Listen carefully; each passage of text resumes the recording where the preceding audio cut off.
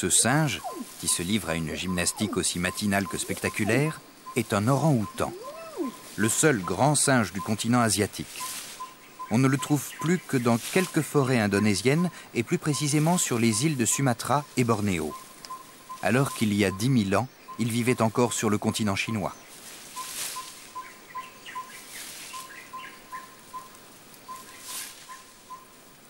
Avec ses bras démesurément longs, ce singe est parfaitement adapté à toutes les formes de déplacement dans un arbre, voire d'un arbre à l'autre.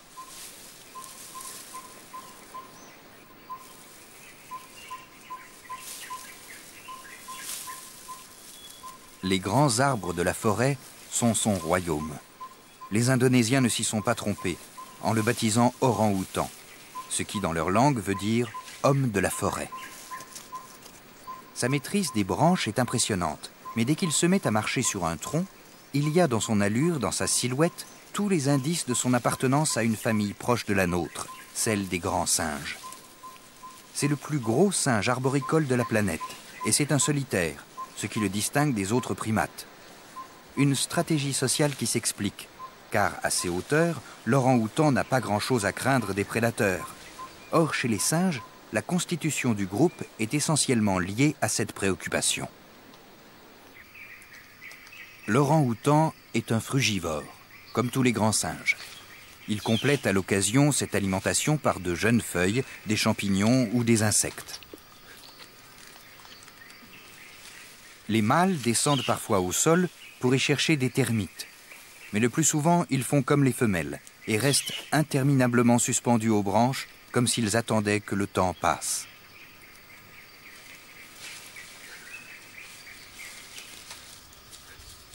Cette stratégie d'une vie au ralenti s'explique par le comportement sédentaire et par la connaissance des choses.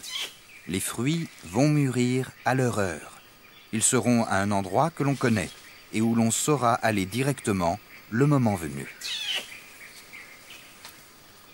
La physiologie elle-même n'incite pas à l'urgence. On ne commence sa vie sexuelle qu'à 13 ans et on est pleinement adulte que 6 ou 7 ans plus tard. D'ailleurs, rien ne presse, sachant que si leur environnement reste intact, ces singes peuvent vivre jusqu'à 50 ans.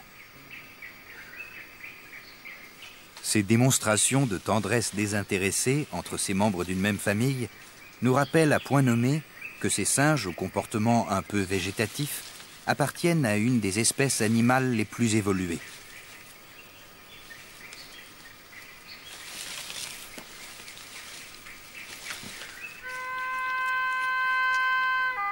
On retrouve bien sûr chez l'orang-outan tous les attributs des vrais primates, mais avec en plus des caractéristiques qui permettent de les classer dans la catégorie spécifique des grands singes. L'absence de queue, une dentition particulière, une cage thoracique plate. À observer ces animaux, leur façon d'utiliser leurs mains, leurs expressions faciales, leurs gestuelles, il apparaît évidemment que la différence d'évolution chez les grands singes ne se limite pas à ces détails anatomiques. Il y a une autre intelligence qui dicte d'autres comportements et d'autres stratégies. Alors que la vie sociale du grand singe roux est paisible et peu remplie, celle du plus petit des grands singes africains est complexe, active, toujours en mouvement, toujours en turbulence. Ce pied est un pied de chimpanzé.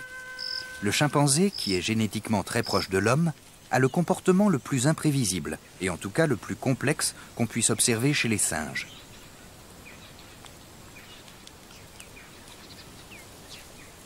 Ces animaux sont d'un naturel extrêmement sociable. Mais cette sociabilité s'exprime avec toutes ses composantes, même les plus violentes. On a vu certains chimpanzés tuer délibérément certains de leurs congénères.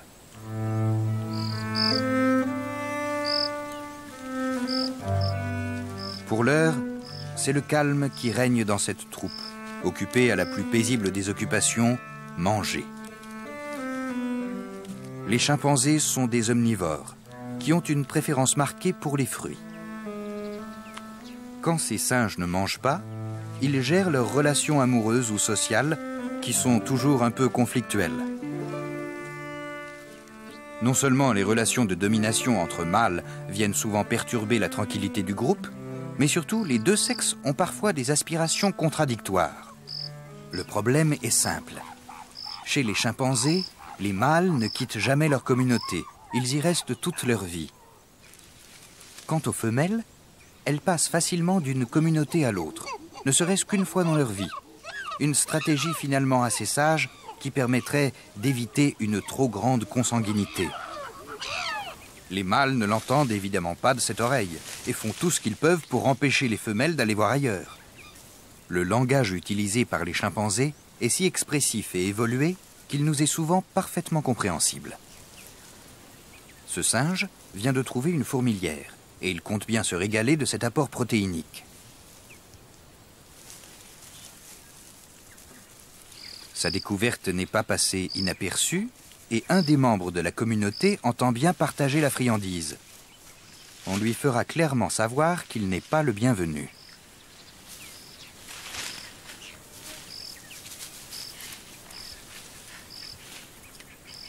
À l'évidence, l'utilisation du langage ne suffit pas à dissuader le profiteur.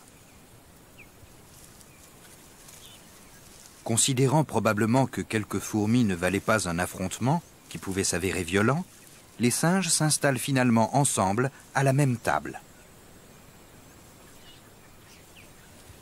Ces singes ont découvert que certaines plantes avaient des valeurs curatives. Ils vont alors se servir dans la forêt, qui fait un peu office de pharmacie. Voilà le dernier refuge des grands singes, et notamment du plus grand d'entre eux, le gorille. Comme tous les grands singes, il marche sur les poings.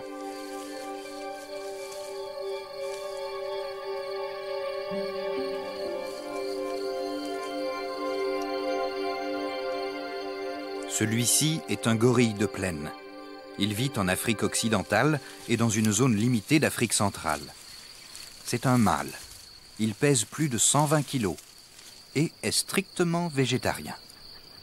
Ces animaux massifs ont le pied remarquablement développé et déjà préadapté à développer une marche bipède. À voir ce petit gorille, on mesure l'évolution qu'a connue l'ordre des primates. On est loin des lémuriens à museau de chien, très loin aussi des singes.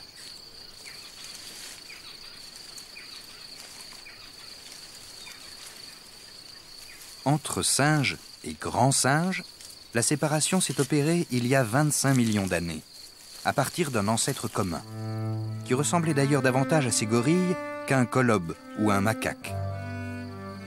La stratégie de reproduction des grands singes relève d'une espèce évoluée. On prend le temps de faire ses petits, le temps de les élever. Une mère gorille va laisser le plus souvent un intervalle de 4 ans entre deux naissances.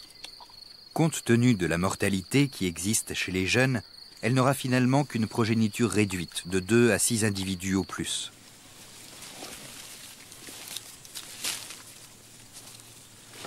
Comme tous les primates, les gorilles sont frugivores, mais peuvent a priori manger une nourriture variée.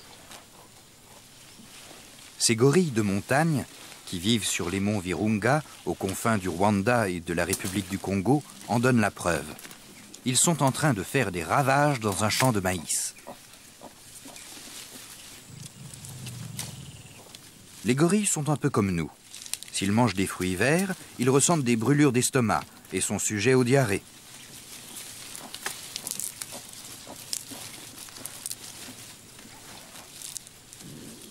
Cette dépendance des fruits mûrs a considérablement pesé sur la stratégie de ces singes à la recherche de nourriture, au point qu'elle a conditionné leur organisation sociale.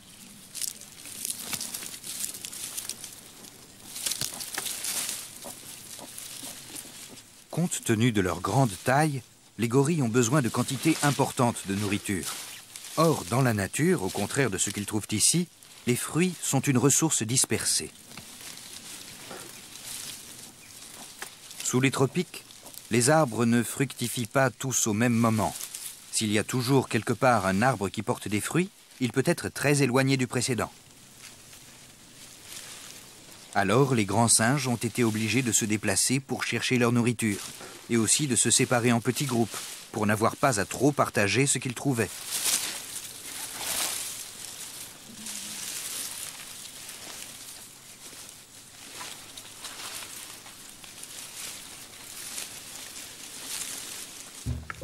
Le gorille n'a pas fait de ce point de vue le même choix que le chimpanzé.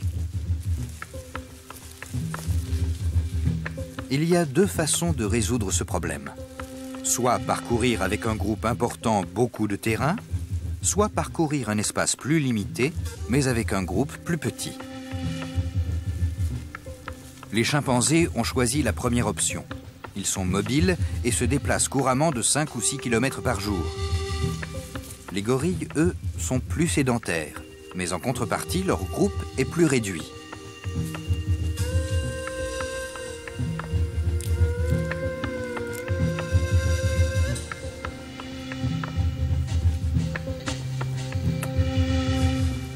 Les gorilles vivent en clans d'une dizaine à une vingtaine d'individus. Le groupe est composé d'un mâle à dos argenté, de 5 à 12 femelles adultes et de leurs petits, et aussi de quelques mâles à dos noir, qui en principe n'ont pas accès aux femelles. Tout ce petit monde vit en bonne harmonie.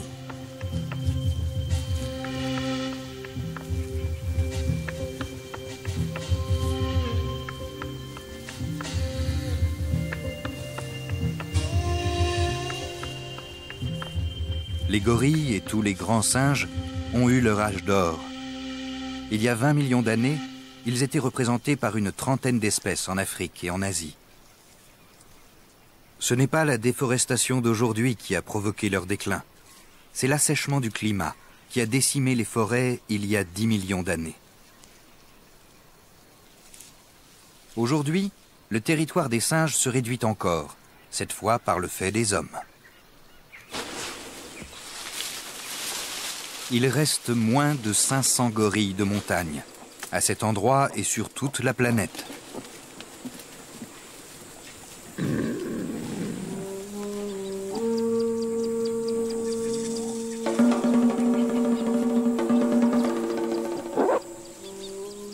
La vie au sein du clan est paisible. Elle répond à un emploi du temps strictement réglé. Après avoir cherché ensemble leur nourriture, et sans qu'il n'y ait jamais aucune dispute à son propos, les gorilles reviennent à leur nid.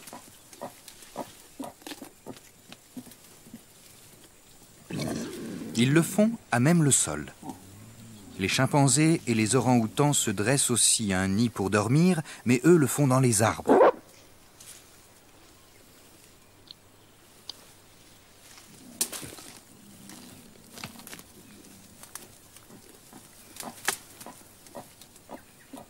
Les gorilles ont choisi de vivre en harem, sans histoire. Comme ils sont peu mobiles, ils n'ont pas adopté un comportement territorial. Bien sûr, ils sont attachés à leur espace vital, mais ne sont pas tentés d'aller voir ailleurs. Entourés de quelques femelles, ils considèrent que le plus sage est de rester près d'elles. C'est ce qui leur donnera les meilleures chances de s'accoupler.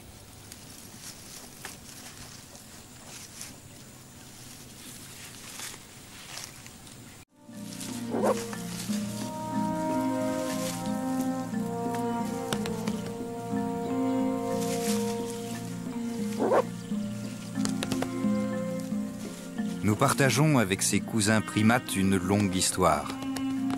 Elle a été riche en événements.